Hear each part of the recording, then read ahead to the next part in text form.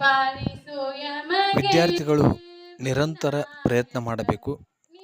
ಸೋಲು ಗೆಲುವು ಮುಖ್ಯವಲ್ಲ, ಪ್ರಯತ್ನ ಬಹಳ ಮುಖ್ಯ ಎಂದು ಜಮಖಂಡಿಯ PV ಪದವಿ ಪೂರ್ವ ಕಾಲೇಜಿನ ಜೀವಶಾಸ್ತ್ರ ಉಪನ್ಯಾಸಕ ಲಿಂಗಾನಂದ್ ಗವಿಮಠ್ ಹೇಳಿದರು.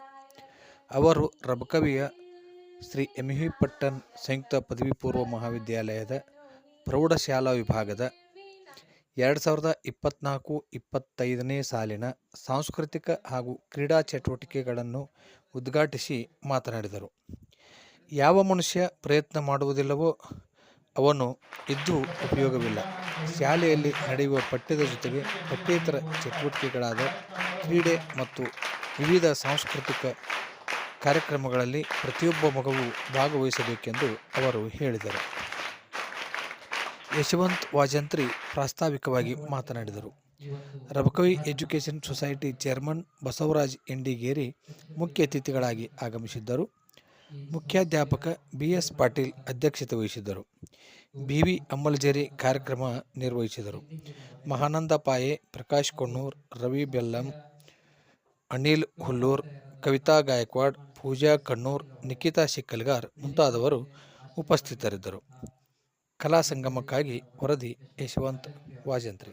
ಈ ಸಂಸ್ಥೆಯ ಯಾವತ್ತು ಗುರುಗಳೇ, ಗುರುಮಾತೆಯರೇ ಹಾಗೂ ಮತ್ತು ವಿದ್ಯಾರ್ಥಿಗಳೇ, ನಮ್ಮೊಂದು ರೂಢಿ ಅದರಿ, ವಿದ್ಯಾರ್ಥಿನಿಯರೇ ಅಂತೀವಿ ನಾವು.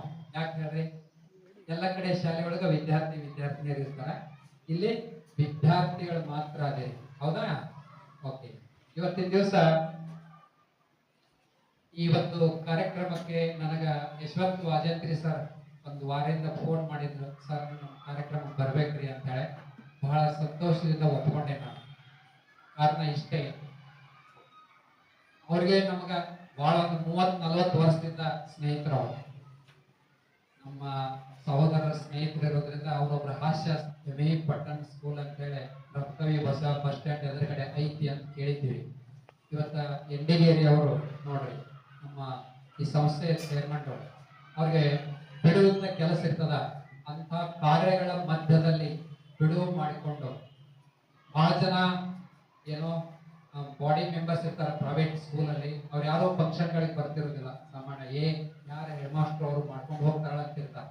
ಆದ್ರೆ ಇಲ್ಲಿ ಎಂಡಿಗೇರಿ ಅವರು ಮಾತ್ರ ಬಂದು ಕಾರ್ಯಕ್ರಮಕ್ಕೆ ಒಂದು ಶೋಭೆಯನ್ನ ತಂದ್ರು.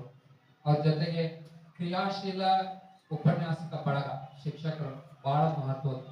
ನಿಮ್ಮ ಭವಿಷ್ಯವನ್ನ ರೂಪಿಸ್ಲಿಕ್ಕೆ ಒಳ್ಳೆಯ ಪ್ರತಿಭಾವಂತ ಶಿಕ್ಷಕರು ಬೇಕು. ಅಂತ ಪ್ರತಿಭಾವಂತ ಶಿಕ್ಷಕರನ್ನ ಪಡೆದಂತ ನೀವೇ ಧನ್ಯರು.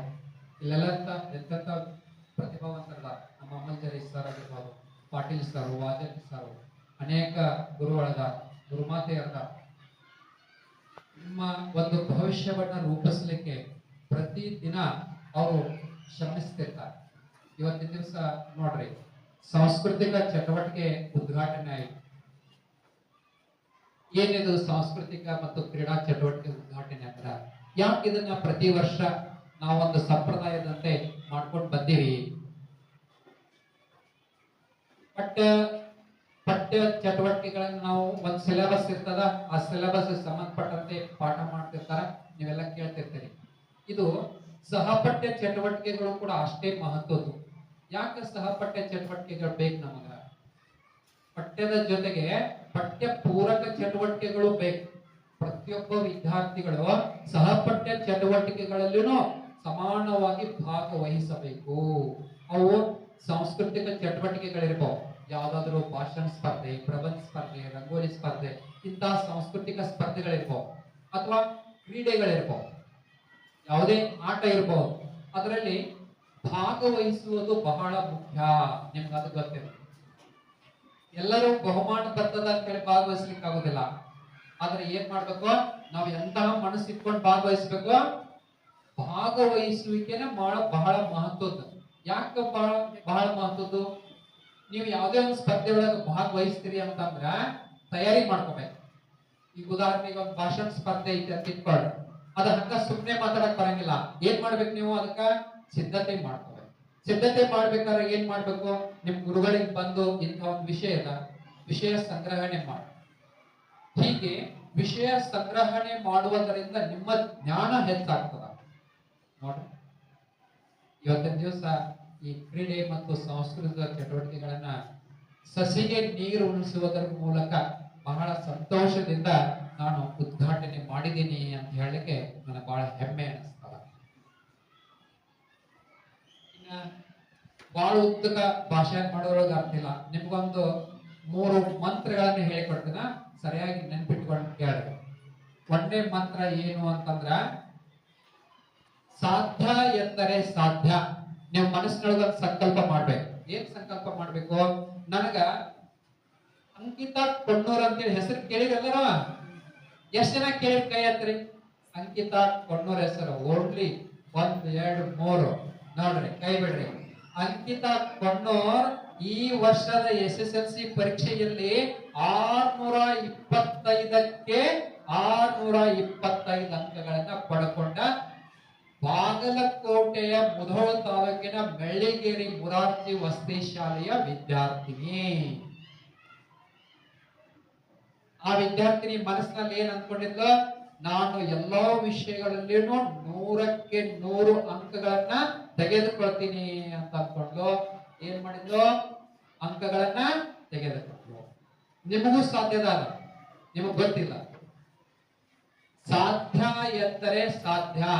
ನಮಗೂ ಸಾಧ್ಯದ ಅಂತ ನೀವು ಮನಸ್ಸಿನಲ್ಲಿ ಅಂದ್ಕೊಂಡ್ರಿ ಅಂತಂದ್ರ ನಿಮಗೂ ಸಾಧ್ಯದ. ಎಷ್ಟ್ ಜನ 625ಕ್ಕೆ 625 ಮಾರ್ಕ್ಸ್ ತಗೋಬೇಕಂದ್ರೆ SLC ಇದ್ದಾರ? ಕೈ ಅಂತ ನೋಡೋಣ. ಸರ್ ನಾನು ಪ್ರಯತ್ನ ಮಾಡ್ತೀರಿ ಅನ್ನೋರು. Very good, very good. ಕೈ ಬಿಡ್ರಿ. ನೋಡ್ರಿ, ಇದೇನು well begin is half done ಅಂತ ಹೇಳ್ತಾರೆ. ಏನೋ ಕೆಲಸವನ್ನ ನಾವು ಒಳ್ಳೆಯದರೊಂದಿಗೆ ಪ್ರಾರಂಭ ಮಾಡಿದೀವಿ ಅಂದ್ರ ಅರ್ಧ ಕೆಲಸ ಮುಗದಂತೆ. ನೀವು ಮನಸ್ಸಿನಲ್ಲಿ ಅಂದುಕೊಂಡಿರಲ್ಲ, ಹೌದಾ? ಬರೇ ಹಾಗೆ ಅಂದುಕೊಂಡ್ರೆ ಮುಗಿಲಿಲ್ಲ.